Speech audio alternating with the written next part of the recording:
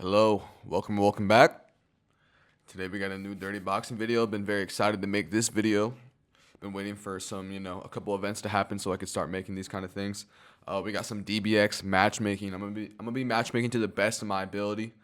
Everybody that was on the DBX 5 card. So, you know, everyone's getting somebody except two people, which I'll explain when the time comes. But first fighter, we got Monte Agbana. And who do I want him to fight in his next fight coming off this win? Sasha Palatnikov. I rewatched Sasha versus Phil Haas. That fight was pretty good, besides Phil Haas kind of eye-poking him twice. And then, he did hit him once, which made the swelling even worse too. But those two eye pokes really added up to not what you like to see. I don't think he had another fight in dirty boxing since then, but I think this would be a good fight because since Monte Agbana wants to, jab and circle out the whole time and basically run, Sasha's going to be able to press forward and get him up against the ropes and basically cut him off. I trust in Sasha's skills that he will be able to kind of actually maybe establish that jab back or establish something that basically stops Monte from circling out. Maybe the pressure or whatever from Sasha, but who knows until we see the fight. But just seeing Sasha versus Phil Haas, they're both actually with it. And if you compare Sasha to James Cannon, who Monte just fought, it's just I don't think Sasha's going to let Monte just circle out and work a jab off him into a decision. So I could actually see Sasha winning that fight, not going to lie. But yeah, that's it for the first one. Next fight, James Cannon, who obviously just fought Monte. I got him versus Phil Haas. Phil Haas, I know, like I said, I just watched that fight back this morning as I was matchmaking. But I really like this fight, one, because Phil Haas is actually calculated, good power.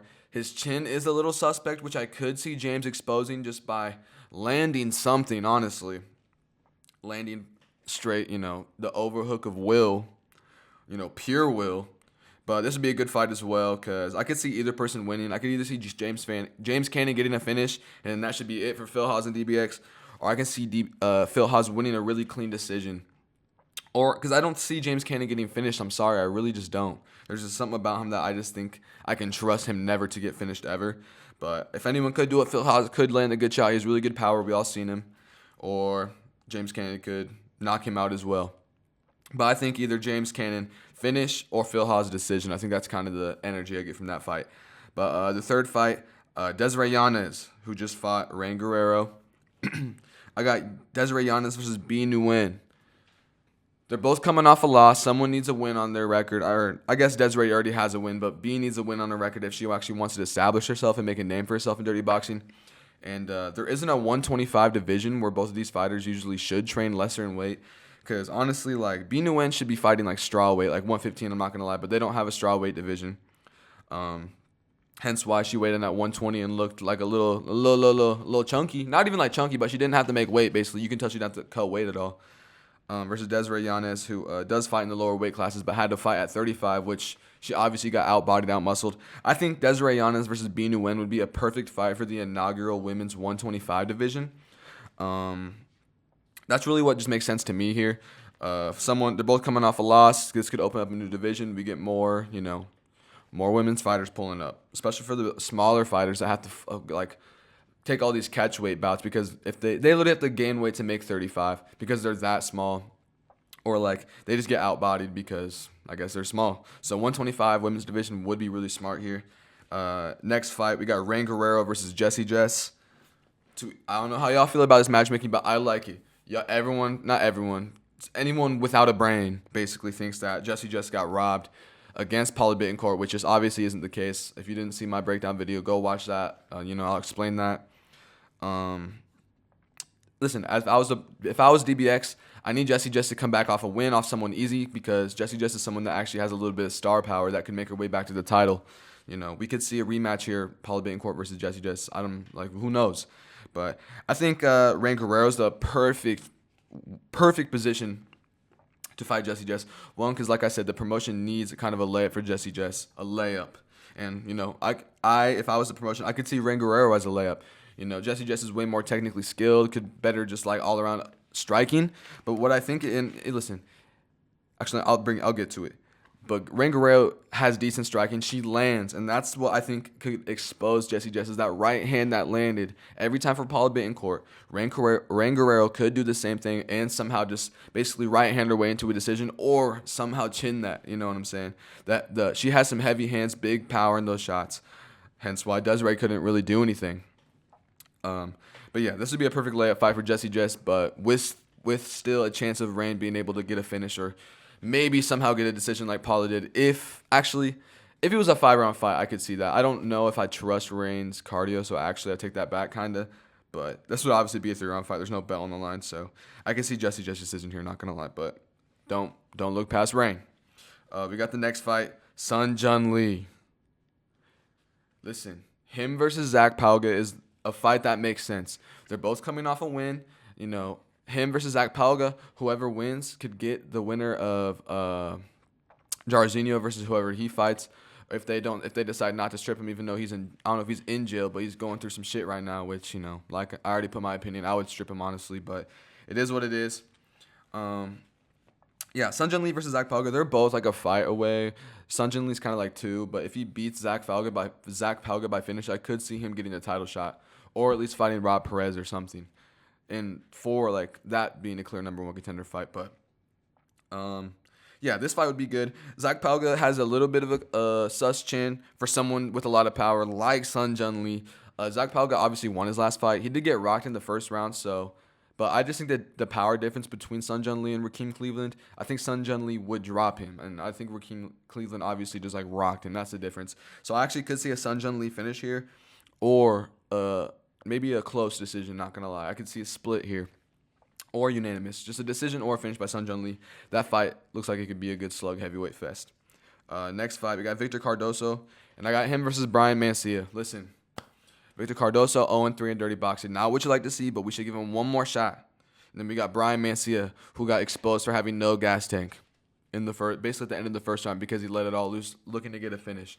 And like I said, he only has 3, amateur MMA fights, I believe, that all ended in under 45 seconds. So he never really had to use his gas tank. But this was a great experience for him to like look back and be like, all right, maybe I need to conserve. I need to game plan different. I need to do better.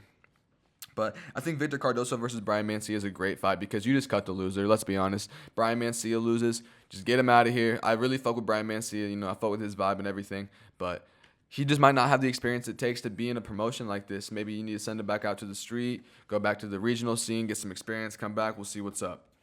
Or Victor Cardoso, if he loses this fight, gets finished in the first minute, or somehow Brian Mancia game plan's crazy and conserves all of his energy through 3 rounds, and Victor Cardoso loses, you got to cut him as well. So I think the loser here gets cut, and, you know, that's just one less person in the heavyweight division for DBX. Yeah, next fight, we got Matt Muniz versus Akeem Bashir. Now listen, I'm low-key cooking with this one because, and you know, you could put this on like I don't think you should put this on the early prelims because this is straight elbow versus elbow, but I would not be mad if you opened up a card with it at the same time because this would just be a great fight vibe to start off a card. You know what I mean? This would be hella elbow action, decent boxing, but these are 2 Muay Thai striking guys that have nothing but respect for the game that, you know, would bring technique, and also I could see a finish coming out here. They would have to fight at 35. I know Matt Muniz said he fights usually at like 125, I'm pretty sure, if I'm not mistaken, or 130. That's why his fight against Haskell Rhodes was a catch weight. But him versus Akeem Bashir, very entertaining.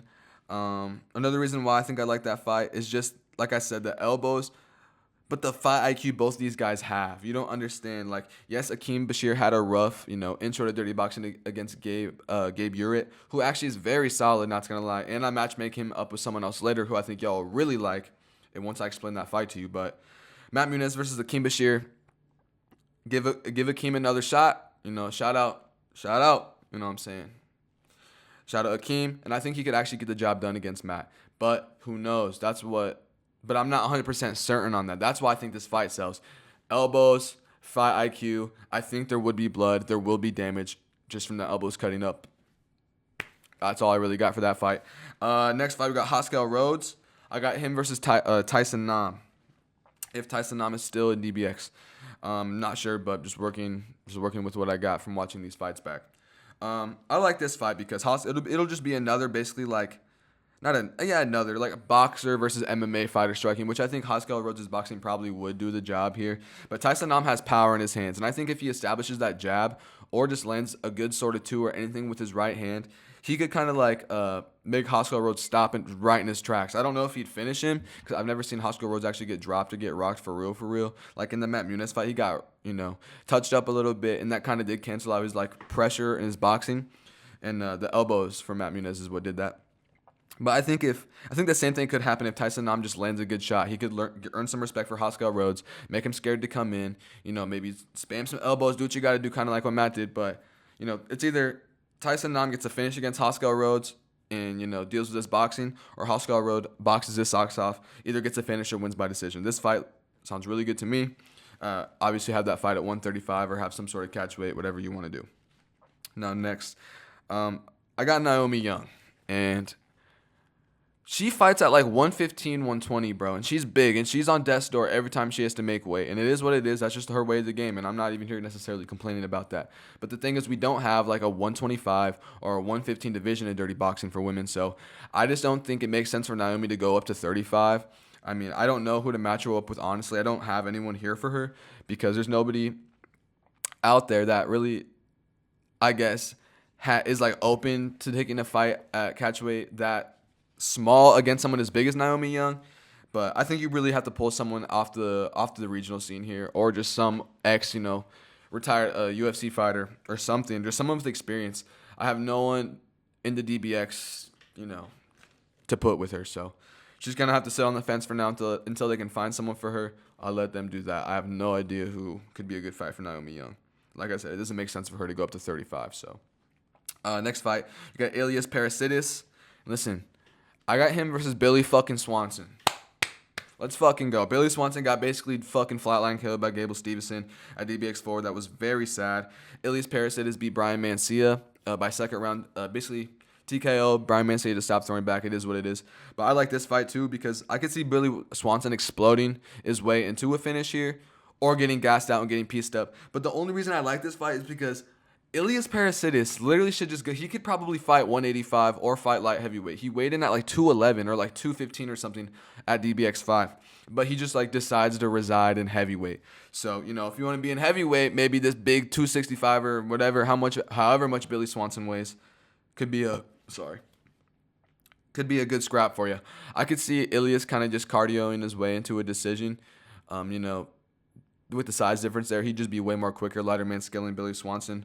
Probably into a decision, or Billy Swanson gets a finish. But I just think the size difference, and it'd basically be like a cat and mouse type of fight in the heavyweight division, because Billy Swanson, I assume he's making weight at 265, bro, or maybe like 250. Then Elias Parasitis is walking around and like, not walking around, but weighing in at like 211, 215. So it is what it is. That'd be a pretty good fight. That could be a good showcase of lighter man skill. But I guess another thing I have with a lot of these like heavyweight main events is like I don't know if the people that obviously aren't getting pushed by DBX are coming back, or if it's like a one fight thing. So I don't know if Billy Swanson would ever come back in DBX, but I would really like him to. And against Elias Parasitis, he could take that and think of that, oh, I have like so much weight in this guy. I can make this an easy matchup, find a finish here.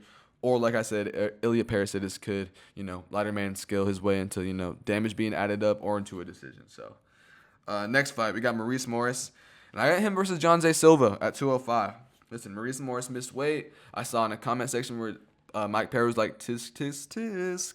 You know what I'm saying? So obviously he's low-key on the chopping block. I bet if he loses his next fight, he gets cut. Or if he misses weight again, he just gets cut. So he's obviously, in a tough position with DBX after his performance or whatever at DBX5. But I like Maurice Morris versus John Zay Silva. Both coming off a loss. Maurice Morris 0-1 in DBX. John Zay Silva 1-1 in DBX after he lost to Kevin Philippe.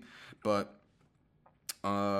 yeah, I like that fight because Maurice Morris is going to it's basically going to be a Travis St. John versus John Zay Silva too. And we all saw how that fight went. It was basically a fight of the year of 2025, in my opinion. I don't know if they're going to have like awards or anything, but that would make the most sense for me.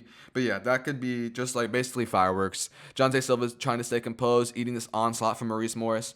Maybe, Maurice Morris somehow surviving into the second round and, basically getting did like Travis St. John. I see John Zay Silva taking this one in the second round by finish. That's really it. But yeah, this fight would be just straight entertainment immediately. I could see you opening up a main card with this one. Yeah, that's all I got for that fight. Shout out to both of them. Next fight, Travis St. John. Listen, I got him versus Time Off. He broke his hand. If I'm not mistaken, he either broke it in 2 places or just one. I texted him to see if he would send me the X-ray so I could put it on the video. So if you see it, you see it. If you don't, he didn't hit me back in time. It is what it is. But yeah, he just needs to recover, bro. He's been taking all these fights on short notice, and he just needs to recover, especially with his broken hand. Especially if he doesn't recover, he's just gonna fuck up in his hand and infinitely and destroy his career. So, and you need your hand. So it is what it is. Yeah, Travis St. John, go take a nap, bro. Let's chill. Let's relax. Let's enjoy the family. Go be a firefighter. You know what I'm saying? Go do your ring and not go. Just catch a vibe. You know what I'm saying? Catch a vibe. Relax in your sling. I don't know if you're wearing a sling or not for your hand, but a cast or something. Let's just kick back and go sit by the bank. You know what I mean? Catch some fish or something. Let's chill. Yeah, but obviously, we all wish Travis St. John a speedy recovery. If he's not one of your favorite DBX fighters, you're watching the whole sport wrong. So, next fight, I got Jordan Cranio versus USA Saiyan. And low-key, I'm cooking with this one, too. Jordan Cranio got outboxed. And if he fought another boxer in USA Saiyan, obviously USA Saiyan ain't no Diego Zuniga, so I think this fight would be way closer. I could actually see USA Saiyan getting a finish here. Actually, no. I take that completely back. There was no thought behind that statement there. I don't see USA Saiyan getting a finish. Jordan Cranio has a good chin, and if you can eat all that damage from Zuniga, then I don't see him. I see this fight honestly going into a decision unless Jordan Cranio finds a finish. But Jordan Cranio had nothing.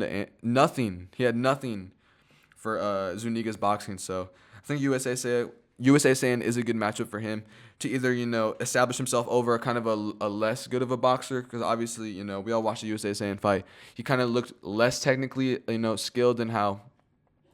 Honestly, he looked way more technically skilled than I thought he was going to. But even though it wasn't like the best of the best. But I'm not even trying to sit here and shit on USA Saiyan. I really thought he beat Ben Willis. And, his mindset, everything really has me as a new fan. So yeah, nothing but respect. Sorry, I'm gonna say disrespect for USA Saiyan. But yeah, him versus Jordan Cranio makes sense, especially scheduling time too. They both fought on the same card. They could both take the same time off. Whatever, who knows what they're both trying to do. But this just works out for me, and I think it would be a very entertaining card at 40 or a fight at 145. Number 14. Listen. My initial. So listen, I'm just going to tell you what I wrote down. Diego Zuniga versus Montavious Ware for the 145 title. Listen, I fuck with this heavy, but Montavious Ware already has a fight signed for Nashville DBX, which is the next card in March. So I could see him getting a title shot there, that being the headliner. Not going to lie. But I could also see them somehow doing something else that, maybe not make as much sense, but still is a good headliner. And then he fights someone else, and then he calls out for the title. But I think Diego Zuniga and the performance he had against Jordan Cranio, and the fact that he called out Montavious Ware. Who is doing call-outs in DBX? This is smart. This is smart. We have to make this. But another thing about Zuniga that I think we could do is get him one more fight, get him one more win, so that him and Montavious Ware are both 2-0. And then that's just more hype, more, promo footage, more stuff to go into that inaugural 145 belt. So I could see you giving Diego Zuniga someone else that's not Montavious Ware, but me as a fan, and me as a fan of both of these guys, first of all, I fuck with both of them. And, I don't even know who I have in this fight. I think this fight is truly a pick'em, just from their boxing. But, yeah, that for the 145 title seems like the only move to make. But also wouldn't be mad if they give Zuniga one more fight before they make that fight happen.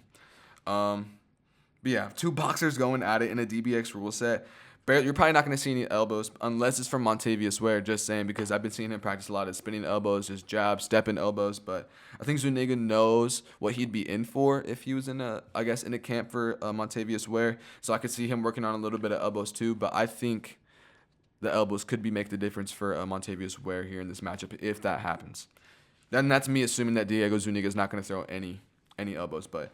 Just, bro, oh my God, them going head movement for head movement would be just so crazy, bro. I'm just trying to sit here imagining myself throughout the buildup of that main event. I would literally just I would probably cry every day when I wake up. So, next fight, we have Raheem Cleveland versus Time Off as well.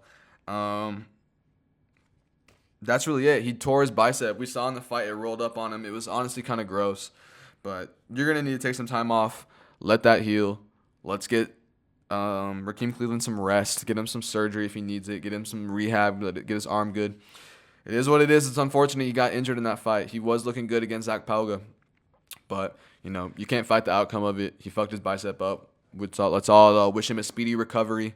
We need Raheem Cleveland back immediately as soon as his bicep is healed. So, there you go. Next fight, we got Kevin Philippe versus Brian Battle. Now, this fight is good. Kevin Philippe, 2-0. Just beat Jonze Silva and Travis St. John. Those are his 2 wins. Versus Brian Battle, who obviously got 2 layups. Let's be real here. He got 2 layups. Didn't ever really have a challenge. In his last fight, it was kind of an onslaught until he caught him. So, honestly, what might take Kevin Philippe here in DBX rule set, but that's if they want to give Brian Battle a genuine challenge instead of giving him cans to feed him up. But I don't know. Kevin Philippe takes some time off, wait for Brian Battle to get done with his PFL fight.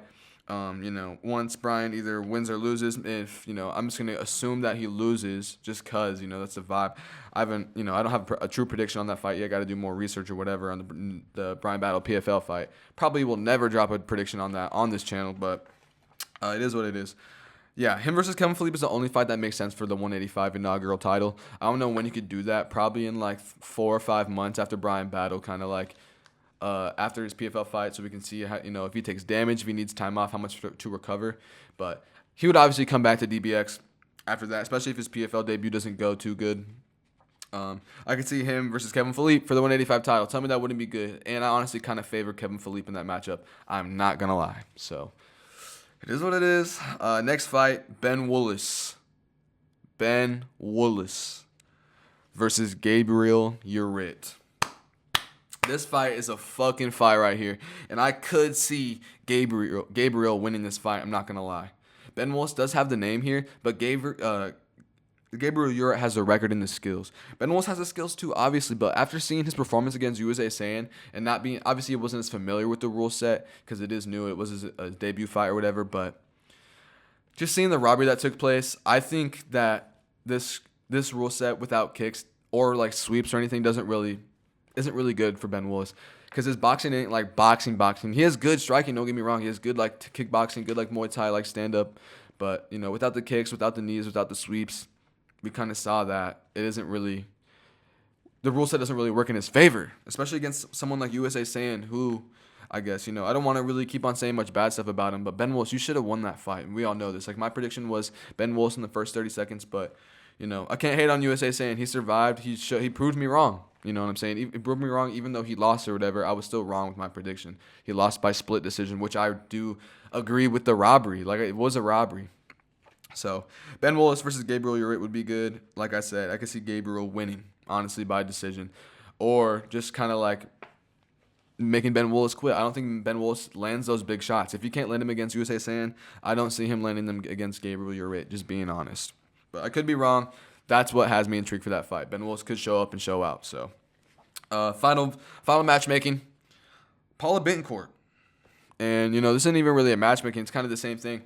There's no one really clear for her to fight, to defend her belt against. I think you kind of have to let a couple events go, let a couple women pull up, pull out, whatever. Get some motion in that division, get a clear number 1 contender, or you pull someone off the scene. That's really all you can do with her.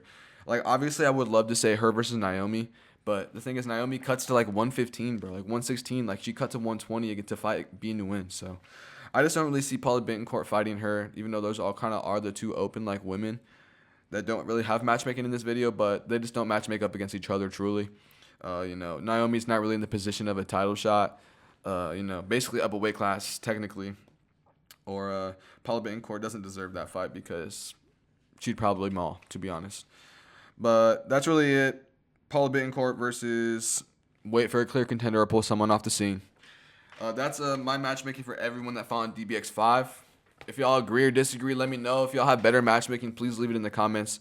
I can't be the only one, thinking of matchmaking for this shit, especially if, there's a decent amount of fans out there for dirty boxing. But like I said, don't forget to like, comment, subscribe, all that. Let me know what you feel about these matches, or if you can make another one or a better one. Yeah, can't wait for DBX6. They did delay that. It was supposed to be next month in February, or this month in February, but I don't think this ticket sold like they needed to in Houston, man, to where they could, do month by month. So, there's probably way more stuff behind the scenes that I'm just not familiar with. I'm not I'm not a fucking promoter, so I don't know anything, to be honest. But I guess the last thing I want to talk about in this fight, or this video too, it's not even really has to do anything with matchmaking, but it's kind of decent. But B Nguyen posted a video that she's not even getting paid what they agreed on by DBX. And the comments were saying all like, "Ooh, dirty boxing, he did you dirty." She's like agreeing, but B Nguyen, like, she obviously didn't sell the tickets that she thought she would have in her hometown. And so that's why DBX is acting like that. Listen, I don't know the contract. I don't know anything between them or like whatever their deal was, but Dirty Boxing not paying her what she should have been paid or whatever that they agreed on. Obviously, there's probably like a ticket sale clause or whatever, you know what I'm saying? But it's pretty crazy. All that shows to me is Houston didn't really do that good. And that card, low-key, listen, I personally enjoyed it. But the average, like, I guess DBX casual, if you want to call me a DBX hardcore or whatever, would have saw that as a mid-card. So, I saw that as a barely not mid-card. So imagine what somebody that doesn't even really care about DBX thinks about that one. It's kind of a stinker, but it is what it is. She wasn't able to sell as much tickets as she thought she would, or DBX thought she would. So it is what it is. It's kind of a situation to look out.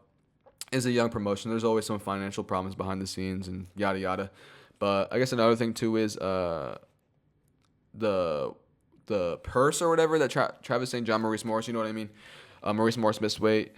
The purse, whatever thing that they agreed on, was $100 per pound, which was like he missed like 3.5 pounds or something. So he gave him $350 out of his purse, which, Travis St. John said he didn't even really care. But he's donating that $350 to that firefighter, which is really good. So shout out Travis St. John for being a good human being. We need more, people like that. Everyone take notes. Everyone take notes from Travis St. John. But yeah, that's really it. Appreciate y'all. If y'all have, I'm just going to stop saying this shit. Thank you. Y'all have a good day.